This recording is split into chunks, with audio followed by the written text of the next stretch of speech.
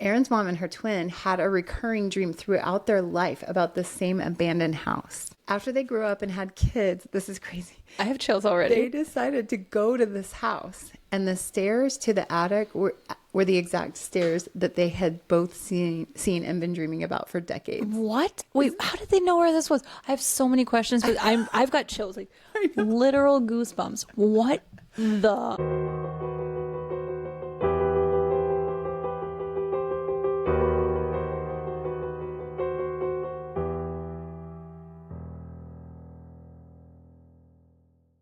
Welcome to this episode of the You Two Scare Me podcast. We're your hosts. I'm Felice. And I'm Auntie. And we are coming to you from Key West, Florida. Yes, we are. Well, if this is your first time tuning in, or if you forgot what we do here, hey. Hello. We're just two spooky girls who love to hear and tell stories about weird stuff, paranormal stuff, creepy stuff, and the unusual.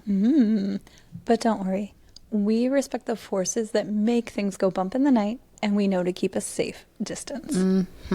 We are fully aware that we don't know anything or really understand what's happened with any of this business.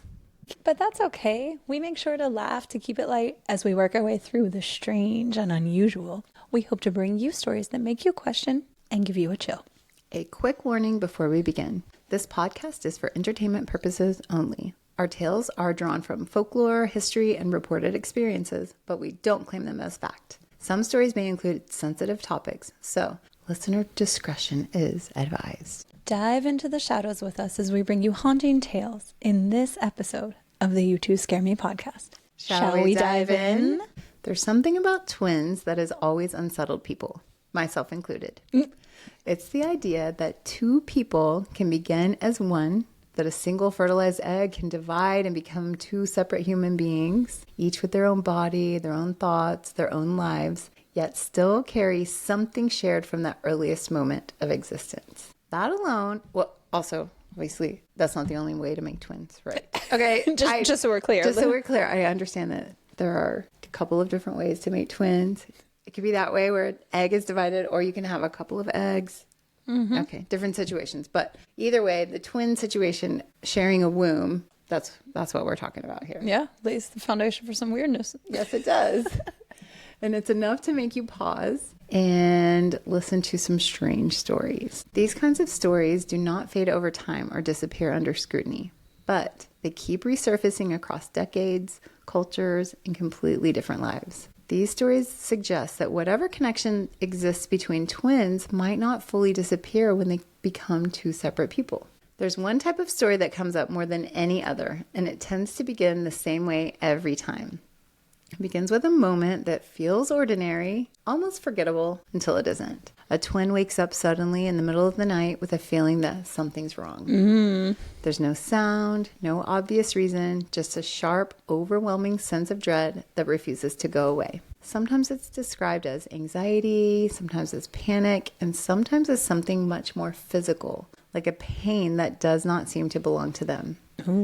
There are accounts of twins who have felt sudden pressure in their chest, a stabbing sensation, or even difficulty breathing, only to later discover that their sibling, miles away, was experiencing a medical emergency at that very same time. That's spooky. It is. There are stories of twins who were going about their day when they were suddenly overcome with an emotion that felt completely out of place, a wave of grief or fear that made no sense in the moment, only to later receive a phone call hours later that explained everything. In some cases, the timing is so precise that it becomes difficult to ignore. One twin looks at the clock, remembers the exact minute that something shifted, and later finds out that it matches the exact moment something happened to the other.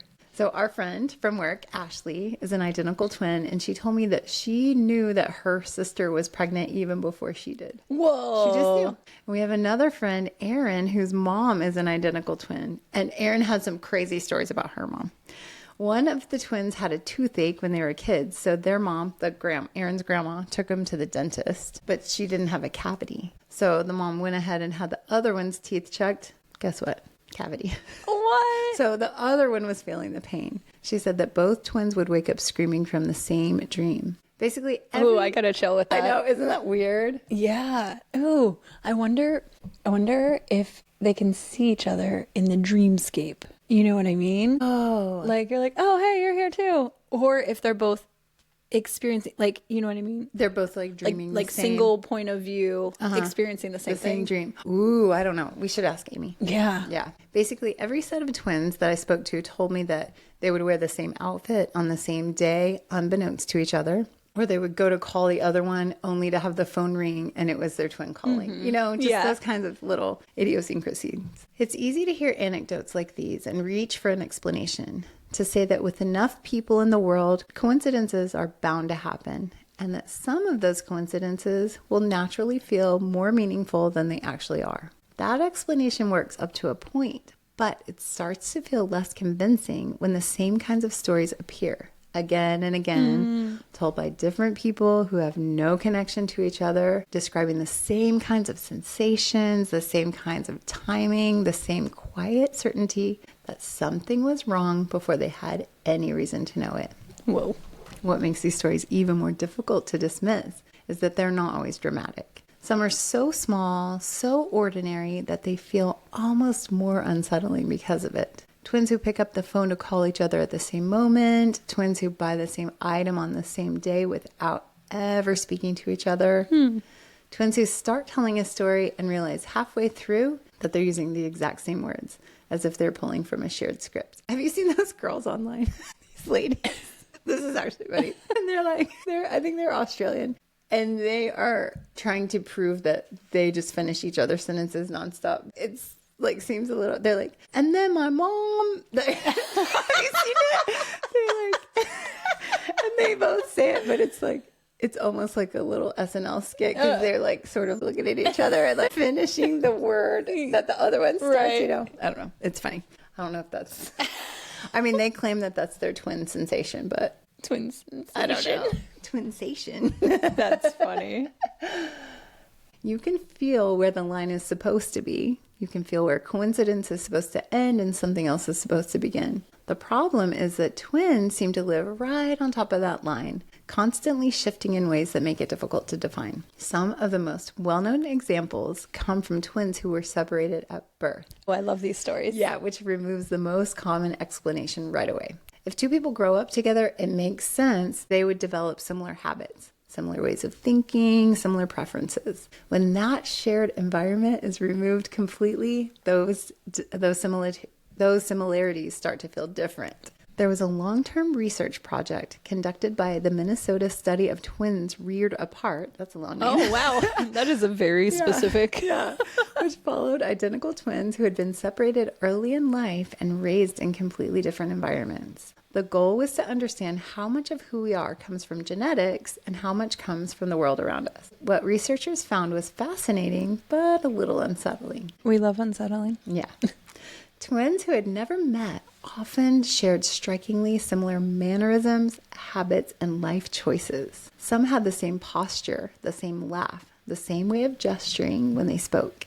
Others gravitated toward the same careers or hobbies without ever knowing the other existed. There were cases where twins had the same obscure fears or developed the same unusual routines, things that would be difficult to trace back to a general genetic influence. Interesting. Yeah. The most famous example to come out of this kind of research is the case of the Jim twins.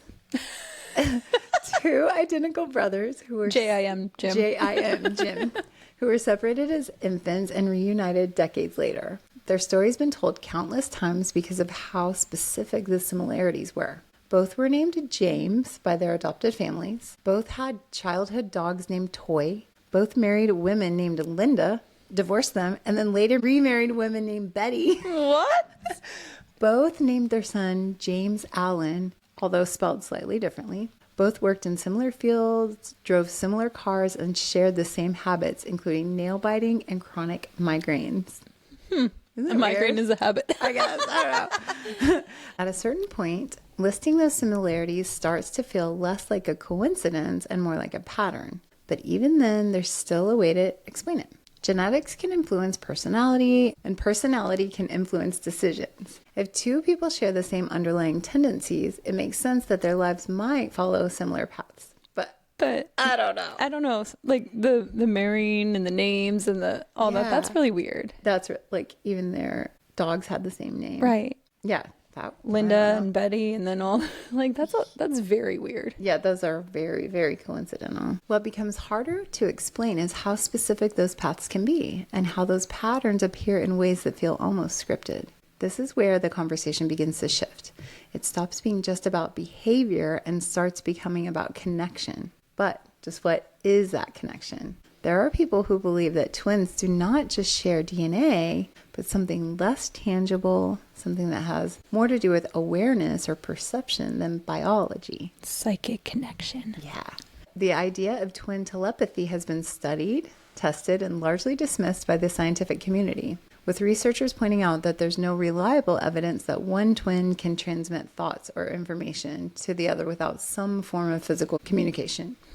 That conclusion makes sense in a controlled environment where variables can be isolated and measured. Real life does not operate under those same conditions, and the stories that come from real life tend to resist being reduced to something simple. There are accounts of twins who claim to have shared dreams, describing the same setting, the same sequence of events, sometimes even the same details that would be difficult to invent. Weird. Yeah. So back to Erin's mom. Erin's mom and her twin had a recurring dream throughout their life about the same abandoned house. After they grew up and had kids, this is crazy. I have chills already. They decided to go to this house, and the stairs to the attic were the exact stairs that they had both seen and been dreaming about for decades. What? Wait, how did they know where this was? I have so many questions, but I've got chills, like literal goosebumps. What the? I know. And the funny thing is, like, Erin is like, she's like kind of wild and crazy, and she's like, yep, that's just how it was. And they like got all the kids in the car, and they're like, we're going to this abandoned house. And they went. They had never been there before, but they knew which house it was from their dream. And they went in it, and it was the same. Isn't that crazy? Shook. That's insane. I know. Why? Oh my gosh. I don't know. Isn't it crazy? Did they keep having the dream after they visited it? I don't know. I didn't ask that question. Oh my gosh. Yeah. I'll have to ask her. Weird.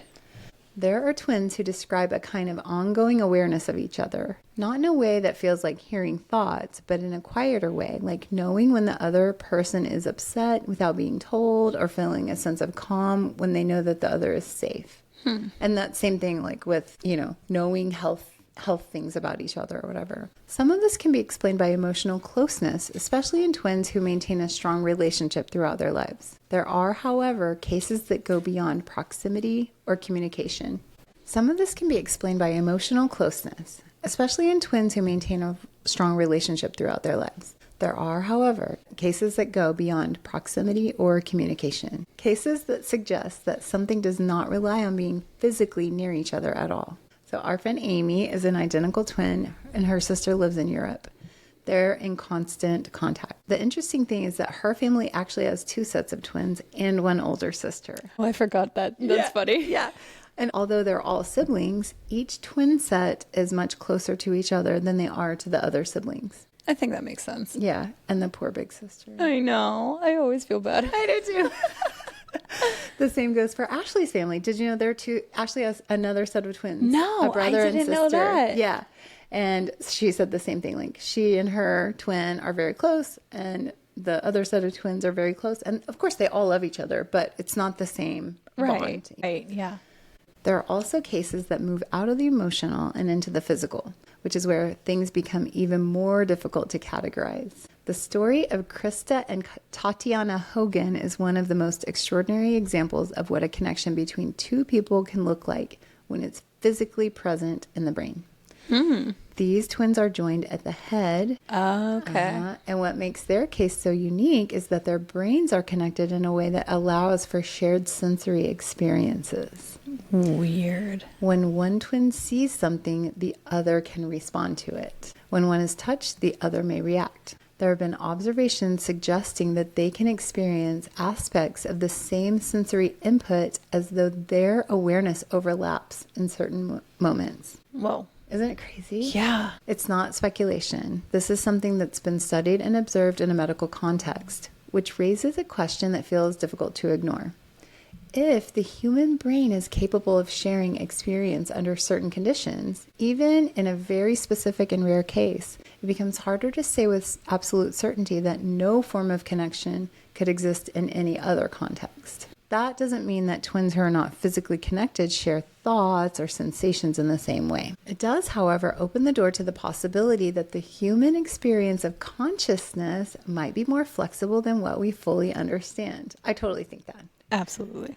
What makes their case so compelling is that it removes the mystery, at least partially, and replaces it with something observable. You're no longer dealing with stories or interpretations. You're looking at a situation where two human beings can share sensory experience because there is physical connection in the brain that allows it. So it's like, I don't know. Can you, I always think about what must it be like to be conjoined twins, you know? I don't know. There's that set of conjoined twins that they had a TV show recently, and they got, well, one got married. And also they're teachers and they team teach, you know. I mean, what do you do when it's like if we were team teaching, you know, what do you do when it's your partner's turn, but you're also connected to each other? Right. You know, you just like zone out. I don't know. It's so, I mean, I can't imagine also like the marital part of that. That's a lot. There's a lot to unpack. Yeah, for sure. And also just, it must be really difficult to, obviously you have your own thoughts and opinions, and to make, who gets to make the decision about where we're going and what we're doing just on a daily basis. And what if you really disagree? Yeah. You know, how do you get along with each other when you're literally just connected? Right. You're like, I would just like to lay in bed. And your twin is like, yeah, no, we're going to go for a run. And you're like, what? I don't want to go for a run. Yeah, exactly. I don't know. Oh. And there are lots of cases of conjoined twins getting married and, you know, having a full life. And I think that's so awesome. But it is a lot of detail. I feel like, though, you know, if we're thinking about one of the twins marries another individual, right? The other twin that's connected, like, what about them? You know? I know. And what if you're like, hey, like, why'd you pick her and not me? And also, when do I get my chance at love? Right? Yeah, very complicated. Yeah. And then what do you just got earplugs? What do you do? I don't know. I don't know. It's a lot. Yes. A lot to unpack there. Once you see that connection, it becomes harder to dismiss the idea of connection entirely. It doesn't prove that all twins share thoughts or feelings in a measurable way, but it does challenge the assumption that human consciousness is always completely separate from one person to another. Yeah. It also raises a quieter question, one that people have been asking long before there were medical explanations or brain imaging or research studies. If twins can be connected in a way that we can see under certain conditions, what might that connection look like in cases where we cannot see it at all? That question's not new. Long before science attempted to measure or define the bond between twins, cultures around the world were already trying to understand it in their own way. In many traditions, twins were never viewed as simply two individuals who happened to be born at the same time. They were often seen as something more unified, something that carried a shared identity or a shared spirit. In some West African traditions, twins are believed to share a single soul, expressed through two bodies, a connection so significant that if one twin dies, rituals are performed to maintain the balance for the surviving sibling. Whoa. Yeah, which, I mean, I don't know what those rituals are, so I don't want to speak on that, but I think if something were to happen to your twin, it could be helpful to have your community come to your aid and try to help you find some balance. You know, I don't know what that ritual was, or, you know, if it's what that's like, but there's something to that, I think, you know. Oh, for sure. It takes a village. Yeah. In other belief systems, twins represent duality, two opposing forces existing in harmony, reflecting ideas of life and death, light and dark, or the physical and the spiritual existing side by side. There are also traditions where twins were approached with caution, not out of fear, but out of a sense that they existed slightly outside the natural order, as though their connection placed them closer to something that was not fully understood. These beliefs developed over generations, shaped by observation, by lived experience, and by the same kinds of stories that still circulate today. People noticed the similarities, the shared behaviors, the moments of connection that did not seem to rely on communication, and they tried to explain them using the language and understanding they had at the time. What's interesting is not just that these beliefs existed, but that they echo many of the same questions that continue to surface now, even in a world that relies on scientific explanation. Where does one person end and another begin? Oh, that's a giant question. It is. And if two people begin as one, is it possible that some part of that original connection never fully disappears? Yes. I feel like we've talked about that. I think we've talked about it before. Like, I've heard that when a mother has a baby, that some of those baby's cells stay in that mother forever, and also some of the mother's cells stay in the baby forever, and maybe that creates some kind of connection For sure. And so wouldn't it make sense that if you shared a womb with your sibling, Oh my gosh, yeah, that you would have, and it's like not just shared DNA, but it's like some kind of shared. Well, also, like, just physically when everything's forming, right? Like, pieces of you, pieces of me, like, they have to kind of be in it together. I don't know. Yeah. All of those, sparks are firing at the same time for those babies. It's miraculous. It is miraculous. I don't know. I think it's amazing to think about that.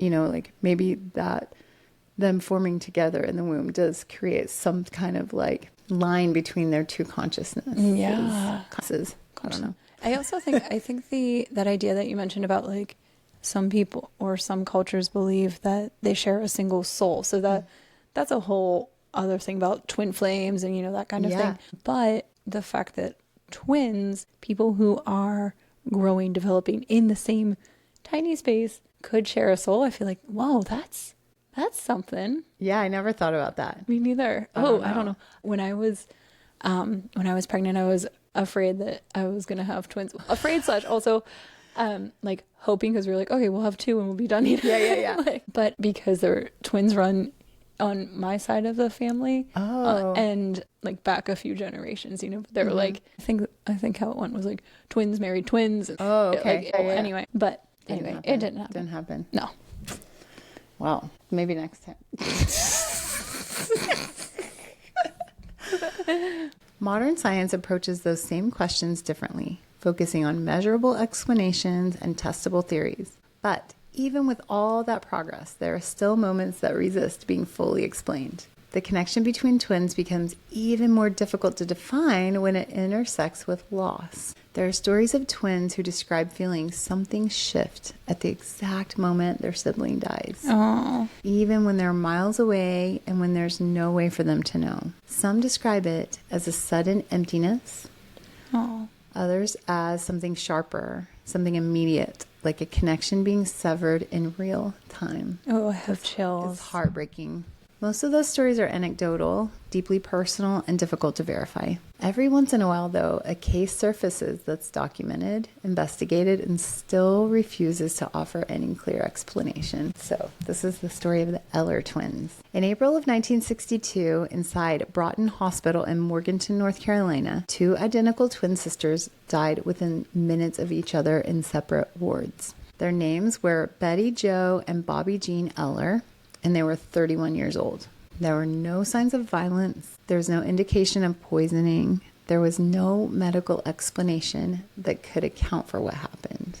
Oh. Even after testing, even after investigation, even after involving outside agencies, their deaths were officially listed as unknown. What makes their stories so unsettling is not just how they died, but how they lived. The Eller sisters were originally a part of a set of triplets, though their brother died shortly after birth. What remained were 2 girls who, by all accounts, were nearly indistinguishable from the other, not just in appearance, but in behavior, mannerisms, and what people described as a shared inner world. Mm-hmm. Neighbors and family members said that they experienced the same physical symptoms. When one had a toothache, the other would complain of pain in this exact same place. Oh, it's like Aaron's who mom. was it? Yeah.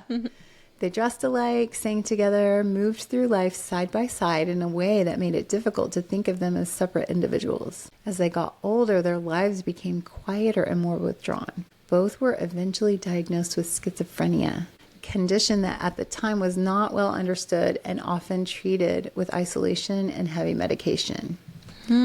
They were both admitted to Broughton Hospital, released at times, and eventually readmitted in early April of 1962. So they were struggling, and I think their family didn't know what to do with them. Hospital staff initially kept them together, recognizing how closely connected they were. At some point, doctors made the decision to separate them, believing that one sister may have been influencing or dominating the other. Oh, okay. I get that. At first, I was mad. I know. Well, who knows, you know? The separation happened on April 11th. They did not want to be apart. Shortly after midnight, just hours later, a night attendant found one of the sisters, Bobby Jean, unresponsive in her bed. There were no signs of struggle, no indication that anything had happened. When staff rushed to check on Betty Jo in another ward, they found that she had also died. Whoa. The timing was almost identical. That's really weird. God, I have something to say. Okay. What if they weren't actually schizophrenic? What if they were hearing their brother? Oh. The other triplet. Oh, God. Whoa. I don't know. Because when you were talking about all this, and then I was like, okay, wait, what about when there's triplets or quadruplets? You know, like when there's multiples that have all shared the womb, you know? How's that work? And then, you know, I don't know. Oh my gosh, I never thought about that. But what if or what if they were hearing each other's thoughts so clearly, and then maybe he was in there too, you know, like, but maybe they weren't crazy. They really had this shared telepathy. Yeah. And people thought they were crazy. Right? Yeah. Oh. I think they were also very codependent on each other. They really struggled anytime they were apart. They, you know, they kind of had to be together. I don't know that it was a really healthy relationship, but whoa. Oh, I never thought that about the brother. That is crazy. Two sisters in separate rooms dying within minutes of each other with no physical cause that could be identified. That's so crazy. I know. The coroner, Dr. John Reese, conducted examinations and found no anatomical reason for death. Toxicology reports came back with nothing. There was no evidence of overdose, no hidden illness, nothing that could account for what happened. Had they ever been separated before that? They had been, yes. So they had moved away together. Like, I don't know if they were going to school or they moved out of the house together. And one of them was not happy there and moved back home, and the other one stayed, and the one at home was like really not thriving at all. Like, she wouldn't leave her room. She was really just not doing well. And eventually the other one came back, and then at that point they became really just entangled in each other's lives. And then I think that's when the parents ended up putting them in the hospital. Wow. At one point, Dr. Reese offered a theory that has lingered ever since. He suggested that in some psychiatric cases, there can be what he described as a will not to live. Whoa. Yeah. The idea that someone could essentially choose to stop living. But that fast, like they got split up and then boom, they both died. Well, that's what I was wondering if, you know, almost like when you hear about how people die from a broken heart, right? Or something like that. And so that's why I was wondering if they had ever been separated before, because all of a sudden your lifeline, you know, the gone. person. Yeah. And I think that when they were in the hospital together, I don't know if they had made a pact or what, but they were like not eating. They were just not doing well together. That's why they separated them. Okay. You know, it wasn't just like, Well, they were probably like, we don't actually belong here. Yeah, probably. And they were just living in their own universe and not including anyone else. And so I think the doctors were like, well, let's try this. Wow. But it didn't go well. Obviously. The will not to live explanation raises more questions than it answers, especially when applied to two people at the same time. Did they both make that decision independently, within minutes of each other, without any way of communicating? Or was there something else happening between them? Something that did not rely on proximity or conversation. Their story made national headlines at the time, not because it could be explained, but because it could not. I think that is crazy. That's so crazy. I think it was something else going on. For sure. They were buried side by side, and their death certificates remain unchanged to this day, listing only an unknown cause. Wow. It's pretty wild. Yeah. I don't know. It's so intriguing they couldn't find anything. You know what I mean? Like, Yeah.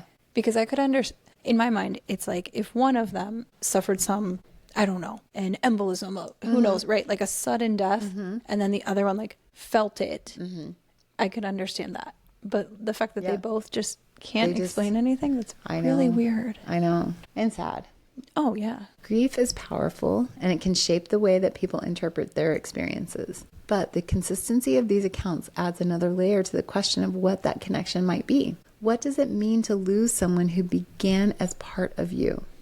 Not metaphorically, but literally. What does it mean if that connection does not feel entirely gone, even after death? Whoa. Yeah. These questions don't have clear answers, and they cannot be easily resolved by science or dismissed by skepticism. They sit in that same space where all of these stories exist, somewhere between what can be proven and what can only be experienced. When you look at all of these pieces together, the crisis moments, the shared habits, the parallel lives, the physical connections, the cultural beliefs, the experiences that people struggle to explain, it becomes clear that the story of twins is not just about similarity, it's about proximity, a kind of closeness that begins before birth and may not fully disappear, even as two separate lives unfold. There's a natural instinct to draw a clear line between one person and another, to define where one ends and the other begins. Twins challenge that instinct in a way that feels subtle but persistent, because they represent a situation where that line was not always there. Two people who began as one, who divided, who became separate, but who may still carry some trace of their original connection. Whoa. Maybe it's nothing more than shared biology expressing itself in predictable ways. Maybe it's familiarity taken to its extreme. Maybe it's coincidence, layered and repeated until it feels meaningful. Or maybe once in a while, something slips through that does not fit neatly into any of these explanations. Something that reminds us that we do not fully understand where the boundaries of connection really are. And that uncertainty is what keeps these stories alive. Whoa. Twins are weird. Twins are weird. Okay, so I have to tell you, I've always been obsessed with twins my whole life. So I think like it probably, not to like trauma dump on you or anything, but being a child of divorce, and like my parents had me, got divorced, and then they both remarried and they both started new families and, you know, had some more kids, and that's all great. But I was only just me, and man, I would just wish for a twin. I would like lay in bed and be like, oh, I wish that I had someone to share this with. You know what I mean? I just like, I wanted like a Parent Trap moment, you know, like go to camp and find my twin. Oh my gosh, yes. I don't know. I've always been fascinated, and I've had a lot of twin students too. We have several. Interesting. Yeah, we have a lot of twins at our school right now. That's like really... every single kindergarten class has a set of twins. Oh, in it, and they're together. Interesting. That's really interesting. I don't know. I used to read the was it like Sweet Valley High? The twins? Yeah. Yes. Yeah. And I was always like, oh wow, I wish I had that. Like. So because my brother is 8 years older than me. Oh, yeah. You know, so there's a big gap between us. Yeah. So even though I do have a sibling, we were in really different phases. You were experiencing life totally differently. Yeah. Yeah. So it's interesting though. What about, this is a little weird, but I mean, that's what we're here for. You know, yeah. What about, you know, like sometimes there's a woman who's pregnant and they're like, there's twins, and then the other twin absorbs. Oh, yeah, I know. Like, somebody. I wonder what. Yeah, I know somebody who, like, I think it was triplets, and then they absorbed one of them, and then there were twins left. Weird. It must feel weird. I don't know. I mean, you probably don't think about it on an everyday basis, I know. But then when you do, you're like, oh. But what if like, you know, you're just like, you're doing your thing, and then you just have like one of those like really intrusive thoughts or something, and you're like, oh God. Gosh, it was my brother. Yeah. It wasn't me. It was Patricia. That's my mom's name. Oh. You know that movie Split? Did you ever see that? It has James McAvoy. Yes. And he's always like, oh, it wasn't me. It was Patricia. Oh my God. I always tell Bill that. That's so like, funny. Did you leave that towel on the floor? Oh, it wasn't me. It was Patricia. I'm going to start saying. Yeah. That's a great movie. It's so weird. It is so weird. It's a good movie. Anyway, so thank you for indulging my my twin obsession. Hey, if you're a twin Yeah. and you have any cool stories, we want to hear them. Please write in. You can go on our website, fill out a contact form. You can email us at you2scaremepodcast@gmail.com. You can tell us on our social media after you go follow us. Leave us a comment, DM, anything. We're very approachable. Send a messenger. What are those pigeons called? Send a raven. Send a raven to Castle Rock. Morse coded over. Whichever way you prefer to share your stories. Yes, whichever. Are you ready for Somebody Told Me? Yes, I am. Okay. So this is just a little somebody told me story. I was out and about in Key West one day, and where was my invite? well, actually, you were invited. Oh, okay. Oops. Okay. So I was out and about, and I started talking to a bartender, and she used to work at Shots and Giggles. Okay. So Shots and Giggles is like a really teeny tiny bar, and it was on our haunted bathroom bar crawl tour that we did with David Sloan. Yes. And so the story is there's supposed to be a ghost in the bathroom. Mm-hmm. And Felice mentioned on an earlier episode about how she went in there and tried to get the ghost to go after somebody obnoxious that was I don't think it worked.